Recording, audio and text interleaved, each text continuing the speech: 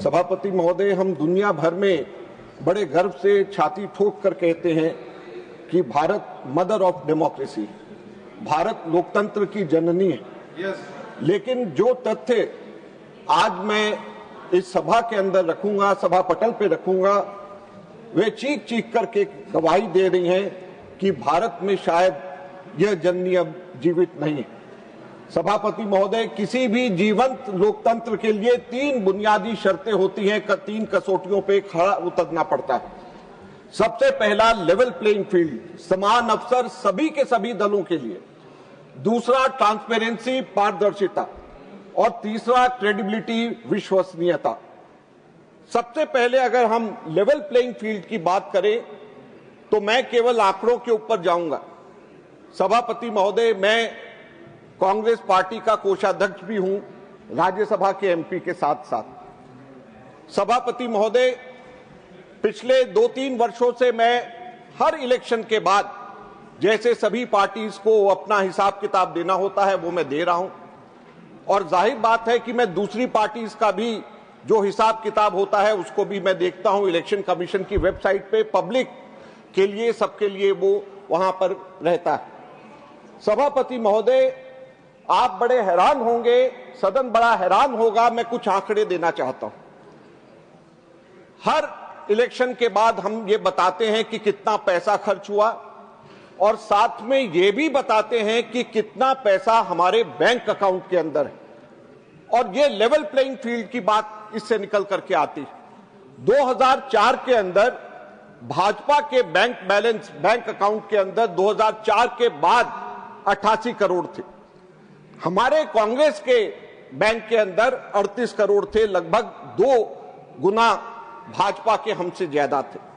हमारी सरकार आई, ज्यादा हमारी स्ट्रेंथ थी, तो ज्यादा स्ट्रेंथ के बेसिस पे हमें ज्यादा पैसा मिला, और भाजपा के बैंक के अंदर 150 करोड़ रुपए 2009 के बाद में आए, और कांग्रेस के बैंक अकाउंट के अंदर जमा 221 करोड़ रहे। ये 1.47 टाइम्स कांग्रेस के ज्यादा थे। 60-40 का रेशियो था। 2014 के बाद भी यह रेशियो 60-40 का रहा। अब उसके बाद 5 साल भाजपा आती है। 2014 में भाजपा के बैंक अकाउंट में 295 करोड़ रुपए थे। 2019 में 295 से ये जंप करके कितना हो गया? 3,562 करोड़ रुपए केवल 5 वर्षों के अंदर। और साथ साथ में कितने गुना कांग्रेस से ये आगे हुआ? 11 गुना कांग्रेस से ज्यादा हुआ। कांग्रेस के 315 करोड़ रुपया कांग्रेस के अकाउंट में था। रेशियो क्या था? 60-40 से कम होकर के ये रेशियो बन गया 90-8 का। उसके बाद में 2024 आता है, और चौंकाने वाली फिगर, सभापति महोदय, 3,562 करोड़ से बढ़कर के भाजपा के खातों में कितने पैसे भाजपा के अकाउंट में है?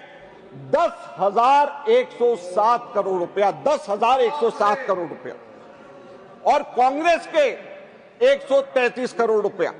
75 गुना भाजपा के पास में कांग्रेस से ज्यादा पैसे बैंक अकाउंट के अंदर हैं। तो किस तरीके से लेवल प्लेइंग फील्ड है, किस तरीके से विपक्ष जो है सत्ताधारी पार्टी का मुकाबला करेगी? और रेशियो क्या है? 99:1 का रेशियो। 99:1 के रेशियो में ऑपोजिशन का और रूलिंग पार्टी का पैसा बैंक अकाउंट के अंदर जमा है। किस तरीके से आप सोचते हैं कि लोकतंत्र जिंदा होगा? किस तरीके से आप सोचते हैं कि लेवल प्लेइंग फील्ड यहां पे होगा? ये हम लोगों को समझ नहीं आता। सभापति महोदय, सिर्फ यहीं तक नहीं बात खत्म होती।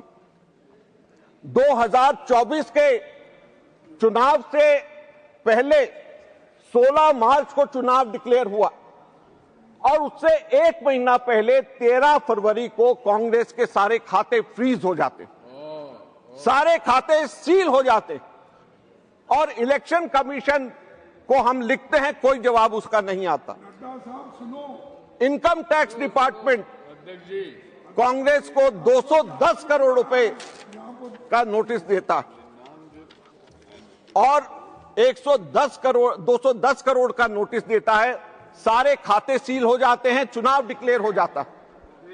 उसके बाद हमारे बैंक अकाउंट से 135 करोड़ रुपया इनकम टैक्स अपने आप बाहर निकाल लेती है और उसके बाद में हमारे खाते 23 मार्च को खुलते हैं, जबकि इलेक्शन डिक्लेयर 16 मार्च को हो चुका है। हम लोग किस तरीके से इलेक्शन की तैयारी करेंगे, किस तरीके से प्रमुख विपक्षी दल इलेक्शन की तैयारी करेगा? लोकतंत्र की रक्षा करना हम सबका फर्ज। सरकार को एम्प्लॉयमेंट देना है, सरकार को डिफेंस का भी ध्यान रखना है, एक्सटर्नल अफेयर्स का भी ध्यान रखना है, नौकरियां भी देनी है, लोगों को खाने का भी देना है, लेकिन सरकार का सबसे बड़ा काम लोकतंत्र की रक्षा करना भी होता है। लेकिन उसके अंदर यह सरकार पूरी तरीके से विफल हो गई है। क्यों?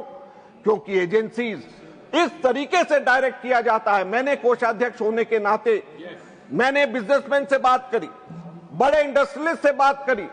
उनका यह कहना है कि कांग्रेस के समय में तो हम 60-40 के रेशियो में हम कर लेते थे, अब 90-10 को छोड़िए 95-5% के रेशियो के ऊपर भी हम लोग आपको नहीं दे सकते। हम लोग जैसे ही देते हैं हमारे पीछे ईडी और आईटी लग जाती है, हमारे को कोई काम नहीं करने।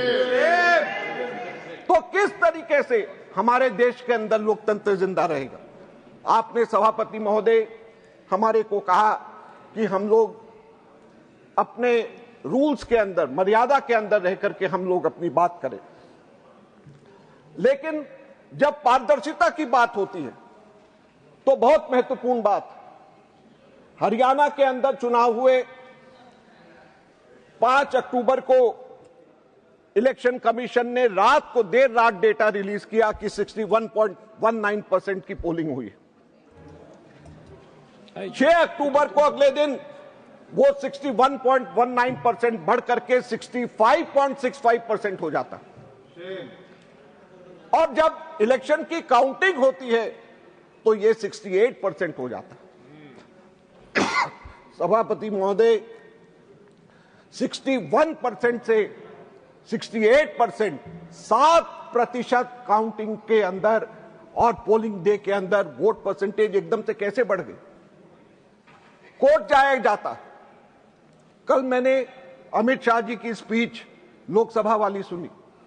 उन्होंने कहा कि 45 दिन के बाद कोर्ट से आप आदेश करवा लीजिए, 45 दिन के अंदर अंदर हो जाएगा। लेकिन इसके अंदर 10 दिसंबर को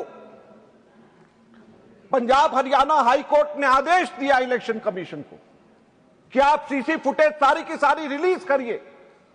लेकिन 20 दिसंबर को सीसीटीवी फुटेज रिलीज करने की जगह 10 दिन के अंदर अंदर सेंट्रल गवर्नमेंट ने 93(2) का रूल चेंज करके हमेशा के लिए मना कर दिया कि अब ये सीसीटीवी फुटेज हम नहीं दे सकते। तो क्या ये ट्रांसपेरेंसी?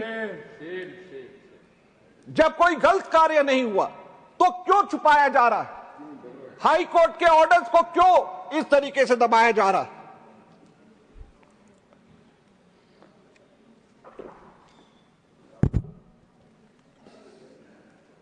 एक साल तक इससे पहले सीसीटीवी फुटेज का रिकॉर्ड रखा जाता था।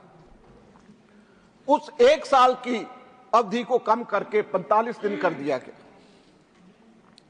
कल अमित शाह जी कह रहे थे कि 45 दिन के अंदर कोई जाकर के इलेक्शन पिटीशन फाइल करे और कोर्ट से आदेश ले आए। हमने तो नहीं रोका, लेकिन इसके अंदर एक कैच है। इलेक्शन पिटीशन मेरे भी खिलाफ 2 बार हुए हैं, मैंने भी 1 बार खिलाफ में डाला है। 45 दिन का डेडलाइन इलेक्शन पिटीशन फाइल करने का होता है और 99.9% टाइम्स पे टेक्निकल ग्राउंड्स के ऊपर इलेक्शन पिटीशन के ऊपर ऑब्जेक्शन लगता है। और जैसे ही टेक्निकल ग्राउंड्स के ऊपर ऑब्जेक्शन लगता है, कई साल ये इलेक्शन पिटीशन चला जाता है और 45 दिन की बात छोड़िए, 1 साल के अंदर भी उसका फैसला नहीं हो सकता और वो डायरेक्शंस हाई कोर्ट या दूसरी कोर्ट्स नहीं दे सकती। तो किस तरीके से हम ये उम्मीद करेंगे कि ट्रांसपेरेंसी रहेगी? लोगों की शिकायत होगी तो कहां पे जाएंगे? यही नहीं, दूसरा एक उदाहरण कर्नाटक के अलंग का मैं देना चाहूंगा। सभापति महोदय, अलंग विधानसभा के अंदर दिसंबर 2022 से फरवरी 2023 के बीच 6018 मतदाताओं के नाम के हटाने के आवेदन आते। बाद में यह पता चला, जब कंप्लेंट हुई सीआईडी ने जांच किया कि 5,994 आवेदन जाली हैं। 6,018 में से 5,994 ये किसके नाम थे? ये दलित और अल्पसंख्यकों के नाम थे। सीआईडी ने जांच शुरू कर दी। चुनाव आयोग से सिर्फ एक छोटी सी जानकारी मांगी कि जिन कंप्यूटर से ये फर्जी फॉर्म भरे गए थे उनका आईपी एड्रेस और पोर्ट नंबर दीजिए। सीआईडी ने एक बार नहीं, दो बार नहीं, कई बार इलेक्शन कमीशन को लिखा, लेकिन इलेक्शन कमीशन से कोई जानकारी नहीं आई। बाद में एसआईटी गठित हुई तो यह पता चला 80 रुपए प्रति वोट काटने का धंधा चल रहा था और चुनाव आयोग पुलिस की मदद करने की बजाय जांच को ब्लॉक कर रहा था। क्या वोट चोरों को बचाना ही अब चुनाव आयोग का काम रह गया? सभापति महोदय, मैं किसी एक व्यक्ति की बात नहीं कर रहा, पूरे के पूरे चुनाव आयोग को अपनी विश्वसनीयता बनानी पड़ेगी, क्रेडिबिलिटी बनानी पड़ेगी। अगर क्रेडिबिलिटी और विश्वसनीयता नहीं अक्षुण्ण रखी जाएगी तो लोकतंत्र खत्म हो जाएगा, लोकतंत्र मर जाएगा। अगर अंपायर ही एक टीम की जर्सी पहन लेगा तो दूसरी टीम क्या करेगी? अंपायर ही अगर मैच फिक्स कर लेगा तो खिलाड़ी क्या करेगा? सुप्रीम कोर्ट ने मार्च 2023 में ऐतिहासिक फैसला दिया कि चुनाव आयुक्तों की नियुक्ति एक निष्पक्ष कमेटी को करनी चाहिए ताकि सत्ताधारी पार्टी के अधीन कार्यपालिका को पूरी शक्ति ना दी जाए। और उन्होंने कहा प्रधानमंत्री, विपक्ष के नेता और चीफ जस्टिस ऑफ इंडिया, ये तीन की कमेटी होनी चाहिए। मार्च 2023 में सुप्रीम कोर्ट ये कहता है और दिसंबर 2023 में कानून बदल करके चीफ जस्टिस को बाहर करके एक और कैबिनेट मिनिस्टर को डाल दिया जाता है। 2.1 से 2:1 से फैसला अगर करना है तो ये पहले से ही फैसला कर दिया जाता है। तो ये मैच फिक्सिंग नहीं है तो क्या है?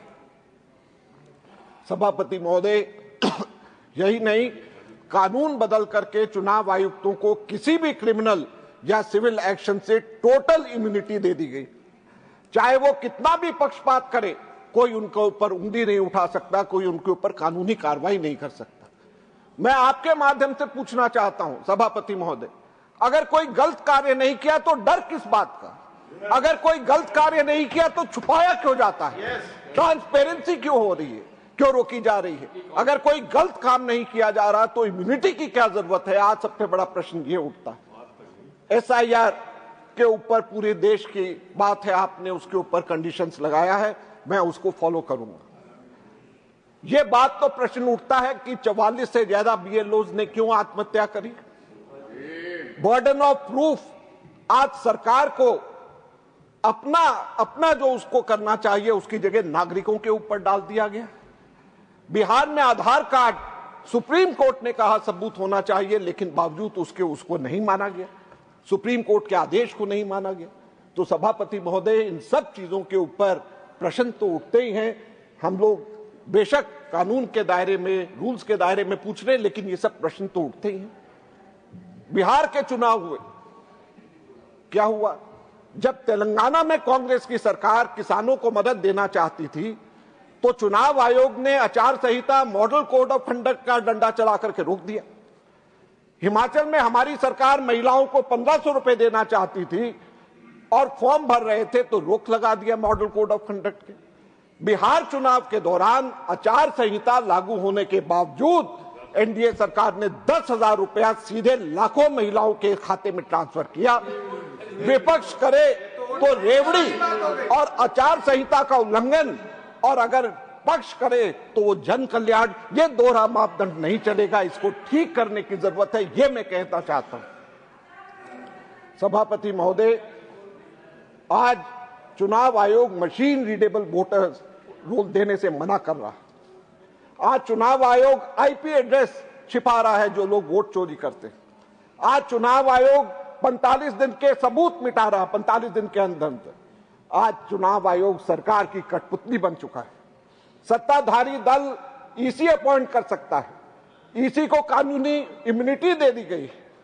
अगर लोकतंत्र के इन तीनों स्तंभों में समान अवसर, पारदर्शिता और विश्वसनीयता को नहीं बचाया गया तो यह सदन सिर्फ एक इमारत बन करके रह जाएगा। आप इसे लोकतंत्र का मंदिर कहेंगे, लेकिन रह जाएगा ये केवल ढांचा। क्योंकि इस मंदिर में ना तो कोई भगवान बसेंगे, ना होगा कोई देवी देवता, रह जाएगा केवल ढांचा। हमें याद रखना चाहिए, आप नियम बदल सकते हैं, आप अंपायर खरीद सकते हैं, लेकिन आप जनता की आवाज को हमेशा के लिए नहीं दबा सकते। धन्यवाद।